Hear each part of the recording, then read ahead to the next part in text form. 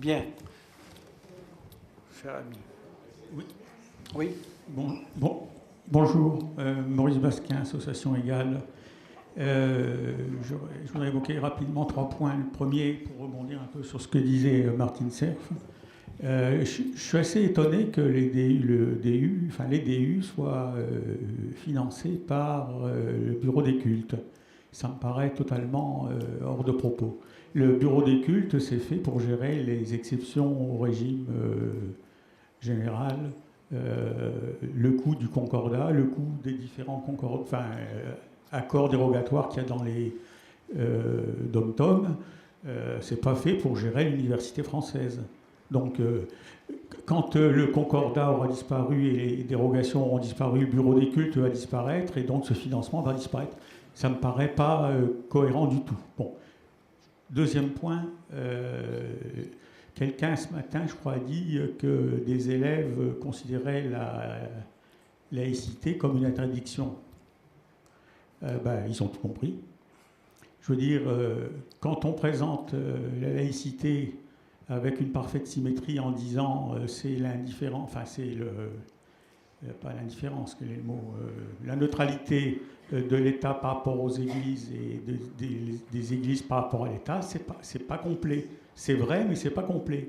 Il y a un élément qui n'est pas du tout symétrique, c'est que la loi française prime toutes les lois révélées sacrées. Je veux dire, pour moi, un curé qui lit le Lévitique en chair, il est coupable. Il y a des appels au meurtre dans le Lévitique. Je ne veux pas vous faire de détails. Dans tous les textes sacrés des 3 religions, je ne me prononce pas pour le bouddhisme, parce que je ne connais pas, il y a des appels au meurtre et à la violence. Si les religieux prononcent ces mots-là en chair ou dans l'équivalent, ils sont coupables vis-à-vis de la loi française. Et ça, c'est une dissymétrie qu'il faut enseigner en même temps que la notion de neutralité symétrique. Si on ne le fait pas, on trompe les gens et après les gens ne comprennent plus. Et c'est normal qu'ils ne comprennent plus, puisqu'on ne leur dit pas la vérité. Alors, parce que j'étais un petit peu long, un dernier point très très rapide, mais qui n'est que mon opinion personnelle, c'est l'interdiction des signes religieux à l'université. Beaucoup de gens sont contre l'interdiction en prenant comme argument ce sont des majeurs. Pour moi, ça n'a pas de sens, parce qu'à l'université, il est interdit de fumer, ce sont des majeurs. L'âge n'a rien à voir avec ce type d'interdiction. Merci. J'ai dit. Tu veux répondre ou pas? Non. Donc, madame. Et vous me rappelez, vous présentez, s'il vous plaît. Bonjour, alors je suis professeure en art appliqué dans l'EREA dont on parlait tout à l'heure avec Daniel Fouache. Je suis très très émue, je me demande si je ne vais pas tomber. Je vous remercie de me donner votre attention. Je vais essayer de faire très vite, j'ai que 300 phrases à dire. Lesquelles choisir? Ce projet de société qui est derrière la laïcité me plaît depuis qu'on n'a même pas encore donné son nom. C'est-à-dire que derrière le métier de professeur, on a l'obligation, la responsabilité, la sensibilité pour élever des enfants à aimer la vie, à aimer l'autre, à découvrir, à vouloir découvrir. C'est-à-dire à réveiller leur conscience. C'est dans le cadre de projets où la vie a sa place, c'est-à-dire la vie vécue avec les 5 sens, que l'on peut faire comprendre pleinement, même si l'école, on va dire, est un moyen de préparer cet accès à la réalité.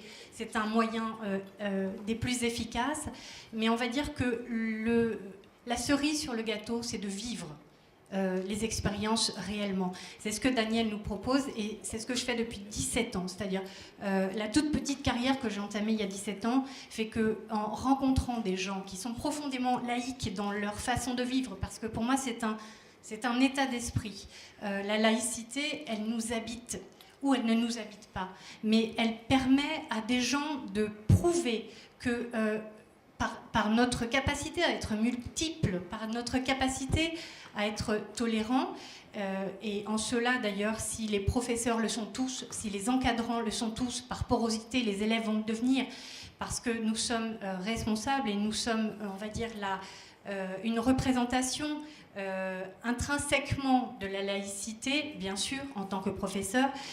On va dire que par porosité, l'enfant va le devenir parce qu'il est... Madame, votre Ouais. témoignage est extrêmement important. Est-ce que vous avez une question? Voilà, non, je voudrais simplement témoigner sur l'idée, insister sur l'idée qu'il faut continuer à faire vivre les élèves parce que nous ne combattons plus, entre guillemets, contre les religions. Attention, je ne dis pas un combat. Qu'est-ce qu'on combat quand on travaille pour la laïcité? On combat contre la mainmise sur la conscience des enfants. Excusez-moi, on va dire que... Vraiment. La mainmise sur la réflexion, elle est prise par la religion, bien sûr, mais aussi par les médias. Moi, je me retrouve très, très en difficulté au début de l'année par le fait qu'un enfant, j'en ai 300 tous les 2 ans, ne veuille pas entendre ce que j'ai à lui dire parce que, justement, les médias vont à l'encontre de cette réalité. Simplement pour vous dire que grâce à de tels projets, quand il n'y a plus d'espoir, il y a encore les miracles. Et les miracles, on en vit tous les jours. Les miracles laïques, il y en a peu, mais enfin bon. Simplement, laissez-moi vous donner 2 exemples et je m'arrête. Excusez-moi, Un élève... on casse le débat. Excusez-moi. Juste l'élève qui fait le mur pour rentrer dans l'école parce qu'il a envie. Madame, si vous voulez participer à notre association, naturellement, c'est bienvenu. Non, cette dame a demandé la parole avant vous. Oui, mais... Laissez parler des gens qui n'ont pas parlé ce matin aussi. La dame derrière. Non, mais parce que sinon c'est frustrant. Cette dame là-bas n'a pas été... Allez-y, mais il faudra donner la Alors, parole à la personne tout ça, derrière. je voulais prendre la parole par rapport à... Je voulais prendre la parole par rapport au burkini, je suis désolée, mais moi en tant que femme, je voulais vous dire pourquoi. Parce que d'abord, quand vous dites qu'on peut s'habiller comme on veut sur la plage, c'est totalement faux. On peut s'habiller, mais on ne peut pas se dévêtir. Il y a 30 ans, on pouvait faire aisément du monokini. Aujourd'hui, je défie les femmes dans la plupart des plages françaises de pouvoir faire du monokini sans se faire agresser, insulter. Je ne vous parle pas en plus des bêtises que l'on entend, genre, sinon vous allez avoir un cancer du sein. Mais ça, c'est encore autre chose. Donc, de toute façon, la liberté de pouvoir être comme on veut sur la plage, en réalité, n'existe plus aujourd'hui en France. Et pour les naturistes, elle n'a jamais existé, c'est dans un corps précis. L'autre chose, c'est que moi, je vis en banlieue, pas dans un milieu privilégié, et je vis dans une cité, ce depuis 15 ans, mais je n'en suis pas issue. Et j'ai pu constater une chose, c'est que pendant l'affaire du burkini, j'ai des petites filles qui sont venues me voir, et des plus grandes, des gamines à qui j'avais donné des cours à un moment donné, qui étaient venues me voir en me disant « Mais on espère que ça va être interdit le burkini parce que mon frère, il est en train d'en commander sur Internet. » D'accord ? Donc, ce que vous pensez être une liberté ne l'est pas parce que n'oubliez jamais une chose, c'est que cette liberté, c'est les femmes qui en sont privées. Et ça commence par les petites filles. Il y a 15 ans, quand je suis une petite dernière chose. Il y a 15 ans, quand je suis arrivée en cité, il était très rare que je vois ce que moi, désolée, j'appelle ça comme ça, les belles fégores. Maintenant, je ne vois plus que ça. Alors, en période d'Armadan, c'est carrément, on se croirait dans un enterrement. Le Père Lachaise est plus gai. Et croyez-moi, j'y suis allée pas mal cette année. Et cette année, plus que les autres années, j'ai vu des petites filles couvertes. Quand je dis jusqu'à la truffe, je le dis jusqu'à la truffe. Et croyez-moi, c'est vraiment atterrant. Et elle passe devant la mairie, puisque nous, il y a la mosquée, la grande mosquée de Bagnolet, et elle traverse toute la ville et elle passe devant la mairie. Et évidemment, personne ne dit rien, puisque le maire ne dit rien. Je fais pourtant partie du conseil municipal.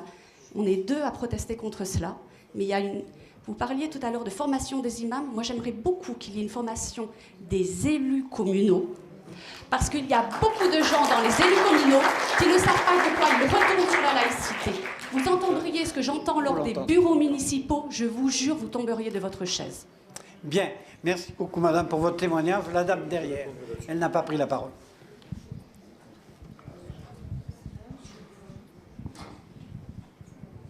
Et ensuite, ce sera cette dame au bout du rang. mais qui avait pris la parole. Merci de vos témoignages très intéressants et éclairants. Vous avez déjà répondu à une grande partie de mes questions. Je me présente, oui, je suis Lydie Chassavani, membre de l'association Égale. Monsieur Legras, d'abord, je voudrais saluer votre initiative pour la création de ces DU, parce que nous en avons besoin en France. J'ai 2 questions à vous poser et une question à Monsieur le ministre. Alors, Monsieur Legras, pourquoi, quand on fait venir ces imams d'Afrique du Nord, est-ce qu'on connaît leur formation religieuse d'origine? Je développe. Nous savons pas que... Trop. Pardon? Vous développez oui, pas trop. tout à fait. Leur formation religieuse, parce que vous avez dit que vous ne rencontrerez pas des imams salafistes. Nous savons qu'en Afrique du Nord, il y a majoritairement, ils sont sunnites de l'école chaféite et l'école malikite. Et c'est l'école chaféite, comme l'école hanbalite d'Arabie Saoudite, a donné naissance au salafisme, les frères musulmans et au djihadisme. Donc, dans vos mains, quand vous recevez ces 20 imams, ils ont déjà été formés par ces écoles-là.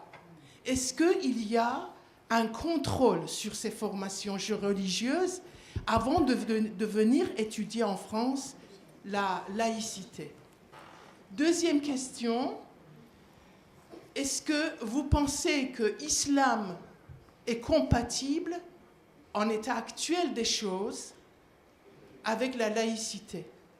Et une question à Monsieur le ministre. Nous avons voté la loi anti-burqa en 2010. Comment ça se fait qu'aucun gouvernement, aucun service de l'ordre ne sont intervenus dans ces banlieues pour appliquer la loi? Merci. Très bien. Bon, Bernard Legras d'abord, et ensuite... écoutez, on ne va pas couper, on va essayer d'être court et dans les questions et dans les réponses. Non, c'est une deuxième vague. Après. Bien, alors pour ce qui est des imams, que ce soit les imams algériens, les imams marocains ou les imams turcs, il faut faire il faut penser aux 3 groupes. Les Marocains qui vont plutôt à Paris Sud et les Turcs qui vont plutôt à Strasbourg. Bon, leurs dossiers sont transmis par les autorités religieuses de ces pays. Et quand j'entends les autorités religieuses des pays, ça veut dire les gouvernements de ces pays, puisqu'on sait très bien que l'islam turc est totalement contrôlé par le gouvernement turc, et ça c'est vrai depuis 1923. Donc les dossiers sont sélectionnés par ces gouvernements et par ces ensembles religieux, donc nous ne contrôlons pas les diplômes. Ce que contrôle l'État français, en revanche, c'est évidemment les conditions d'accès sur le territoire français. Et par exemple, cette année, les imams algériens ont eu beaucoup de difficultés à avoir leur visa, qui est arrivé seulement fin novembre, parce que les douanes, le ministère de l'Intérieur, ont fait très attention au dossier. Bon, évidemment, je n'interviens pas du tout dans ces dossiers, je ne les connais pas, je n'ai pas à les connaître, mais l'État français assume totalement le contrôle de ces imams qui viennent en France. Ça, c'est le premier point. Deuxièmement, l'islam est-il compatible à la laïcité? Bien entendu, le catholicisme l'a été, le protestantisme l'a été, le judaïsme, oui, mais il y a plusieurs formes d'islam. Et bien entendu, il faut combattre l'islam politique. Émile, sur le problème de l'application de la loi. Non, d'abord sur le burkini, je ne fais mon propos. Je veux défenseur de la liberté des femmes. Si elles veulent aller se promener au bord de la mer habillées, je ne vois pas qu'on puisse les en empêcher sous prétexte que ce serait un simili burkini. Elles étaient en tenue de ville. Bon, c'est pas sérieux d'aller vouloir les embêter. Vous avez parlé des élus municipaux. Vous voyez, moi, j'ai découvert des choses. Vous voyez, après 50 ans et quelques de vie publique, j'ai appris des choses en m'intéressant à la laïcité. J'ai découvert que, par exemple, si un maire voulait interdire de parole au sein du conseil municipal, un conseil municipal minoritaire, pas exécutif, d'arriver en tenue ostentatoire et religieuse, il ne peut pas. Celui qui l'a fait a été désavoué par la juridiction compétente. Voilà, donc, on est toujours sous des problèmes, mais j'ai dit que ça ne durerait pas autant que les fraises, parce que forcément, un jour, on trouvera peut-être des groupes confessionnels dans les conseils municipaux, et à ce moment-là, cette jurisprudence volera en éclats. Je suis bien d'accord avec vous. Madame, la loi, oui, elle est difficile à appliquer. Bon, je ne peux pas vous dire qu'il faut que la loi soit appliquée. Est-ce toujours possible? J'ai toujours dit que si un jour, un beau jour, un mardi matin, quand j'étais maire, 10% de mes concitoyens décidaient de monter avec la voiture sur les trottoirs, ben je ne pourrais rien faire. Voilà, c'est comme ça. Il y a des moments où on est débordé. L'année 2015 a été, à cet égard, quelquefois un peu chaotique.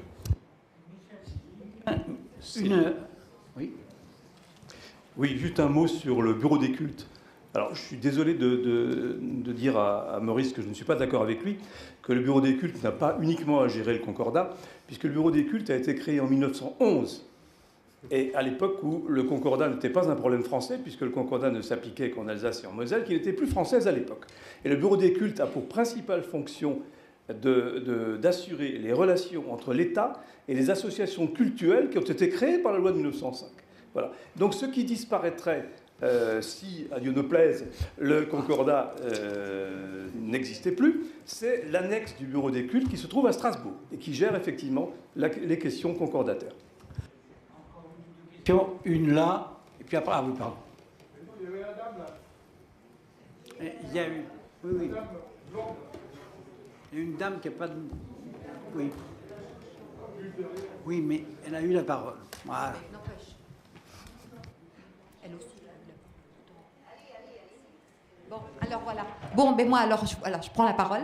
Et donc, je voudrais parler à Monsieur Legras. Voilà, c'est très intéressant, sa création de diplôme universitaire de connaissance de la laïcité. Mais je voudrais savoir le pourcentage, vous avez cité, vous avez dit qu'il y avait des référents d'hôpitaux qui venaient, qui étaient dans la formation. Vous n'avez pas dit le nombre par rapport aux imams qui apparemment, par rapport aux religieux, sont majoritaires. Parce que je pense que cette formation de connaissance de la laïcité devrait s'adresser aux formateurs des ESP, puisqu'on a entendu ce matin que la formation de la laïcité, la connaissance de la laïcité était très peu répandue, que dans les hôpitaux, dans les écoles, dans la police, dans les services publics, on avait besoin, dans les rectorats, on avait besoin de référents laïcité. Donc je pense que la formation, cette connaissance de laïcité, votre DU, devrait plutôt s'adresser à ces personnes qui forment les autres et qui répandent la laïcité en France. Deuxièmement, je voulais dire que le montant, je trouve pas ça normal que les imams payent que 189 € et que les autres, la formation continue, ça soit jusqu'à 1 000 €. Troisièmement, vous avez parlé de brassage et de mixité. Alors vous parliez de mixité par rapport à la religion, que la religion musulmane était majoritaire, mais quid de la mixité hommes-femmes, parce que j'ai l'impression que ces imams qui arrivent d'Algérie, qui ne parlent pas français, est-ce qu'ils tolèrent de travailler et d'étudier à côté de femmes? Voilà.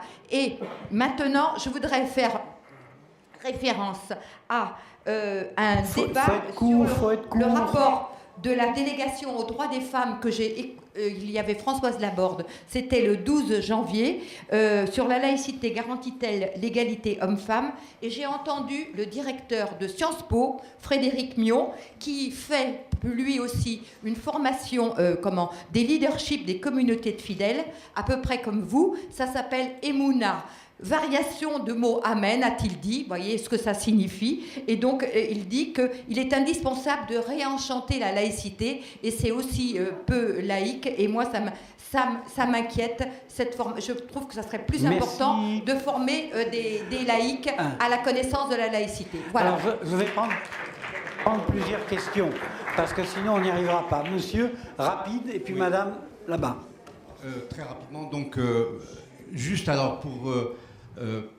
je vais faire un petit témoignage à propos des imams qui viennent d'Algérie. Et je voudrais donc dire que si les imams viennent d'Algérie, et en principe, devraient venir de France, puisque quand même il y a une proportion assez importante de musulmans dans ce pays. C'est parce que tout simplement, je peux vous le dire, et ça a fait scandale en Algérie, vous savez que pour arriver déjà à déposer son dossier au ministère, nous avons un ministère des Affaires religieuses, et c'est le piston qui joue. Et donc vous avez affaire à des religieux qui n'hésitent pas un seul instant à truquer, à utiliser donc des voies un peu recommandables pour arriver en France. Et s'ils veulent arriver en France, c'est pour avoir donc un salaire et pour avoir une possibilité aussi, moi je le dis, d'islamiser la France. Et je vous donne un deuxième témoignage. Et maintenant, je vous renvoie à la lecture du quotidien L'Ouatan, d'il y a exactement 3 jours. Vous pouvez y lire un article d'un professeur de théologie, donc Monsieur Bouzid Boumediene, qui dit, et il donne, ça a été un coup de tonnerre donc, chez nous, qui dit que la majorité des mosquées en Algérie sont aux mains des salafistes.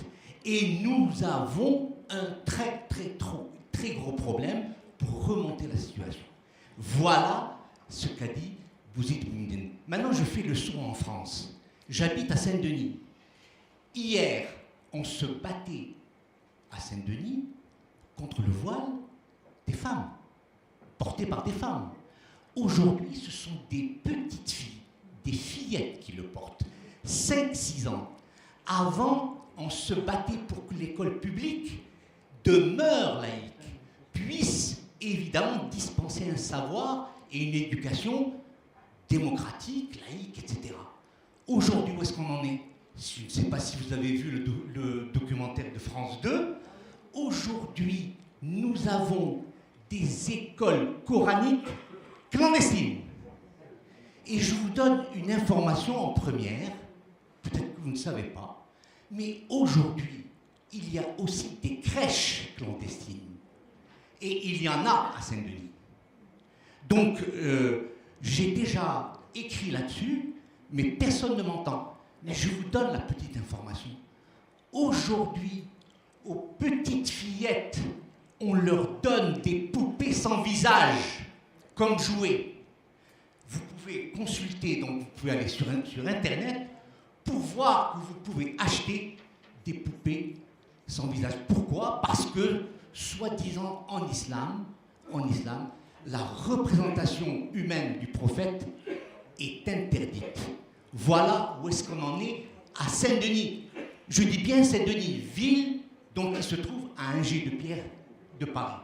Alors moi, aujourd'hui, ce que j'ai écouté cet après-midi m'a abasourdi, parce que les islamistes, moi je vous le dis, ils ont gagné. Ils ont gagné pourquoi? Parce qu'ils nous ont ramenés sur le terrain du religieux, alors que la question n'est pas religieuse. Aujourd'hui, il y a un projet politico-idéologique en marche et qui veut déraciner, je dis bien déraciner le projet démocratique qui focalise en quoi? Dans ce socle fondamental qui est l'égalité des femmes et des hommes. C'est ça le socle fondamental. Et si on ne se bat pas aujourd'hui,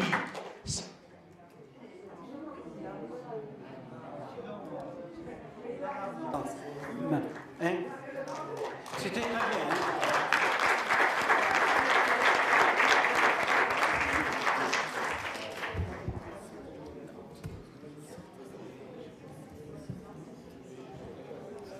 Non, tout simplement une petite contribution. Autant on peut être séduit par ce DU, c'est intéressant. Moi, ma question est, s'il y a ce décret, j'ai la formation DU, je suis imam, j'ai la formation DU, je vais dans un hôpital, etc. Voilà. Qui contrôle quoi? C'est ça. C'est ma question. C'est l'entrée. Vous voyez, parce qu'effectivement, on vient de le voir, hein, ça a été dit, ils peuvent arriver. Vous savez, les salafistes ne sont pas plus bêtes que nous, au contraire. Ils peuvent utiliser le discours, utiliser le système. Et après, qu'est-ce qu'on fait? Comment on contrôle? C'était ma question. Simple. Bien. Dernière question. Madame Non. Alors, Jocelyne Guillemino-Arlès, je suis de l'association Sophie Adfi 94 qui lutte contre les dérives sectaires et la radicalisation. Alors, je ne vais pas reprendre ce qui a été dit pour partie, qui pour moi est très important, mais je pense qu'il y a eu une dérive depuis une trentaine d'années. Madame parlait sur la plage, alors c'est pas non plus tout le temps, mais les femmes pouvaient pas être sur la plage sans avoir de soutien-gorge, ça gênait personne. Maintenant, c'est beaucoup plus difficile. Bon, alors, effectivement, on n'est pas tout le temps à la plage, et puis toutes les femmes ne veulent pas se montrer leur sein. Bon, c'est une anecdote, mais pour montrer qu'il y a un glissement. Alors, je vais simplement dire, cette dérive d'il y a une trentaine d'années, elle vient, à mon sens, des politiques qui ont eu peur de ne pas avoir les votes des électeurs proches. Et ça, c'est sur tout le territoire.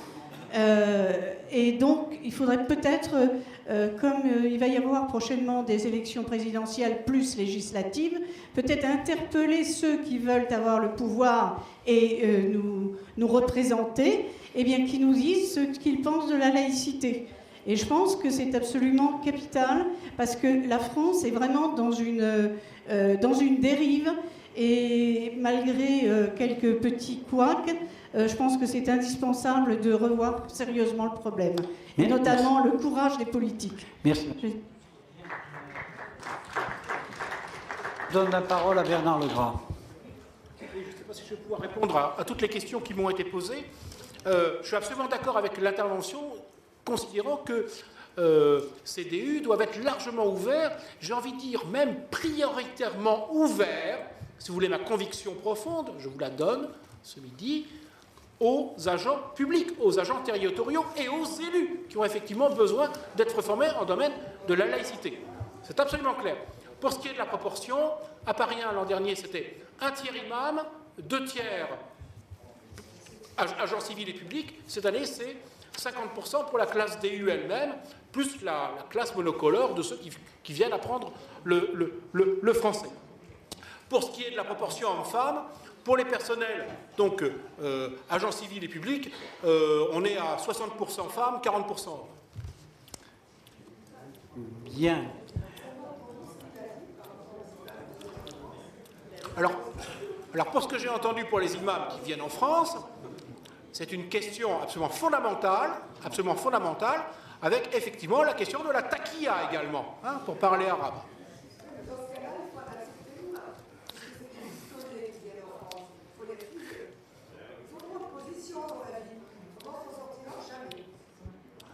Bien. Il y a beaucoup de gens qui ont une vigueur exceptionnelle pour ce qui concerne, pour exprimer leur attachement, et plus que l'attachement à la laïcité. Je pense que nous avons beaucoup exprimé les uns et les autres. Vous avez également beaucoup entendu de points de vue. Je vais passer pour clore cette session et cette journée la parole à Françoise Laborde, sans qui cette réunion n'aurait pas pu avoir lieu. Et je voudrais remercier également Martine Serf pour tout le côté préparation de la réunion qui est moins visible et pourtant qui a été extrêmement lourd et en tout cas, je pense, extrêmement productif. Voilà, je te passe.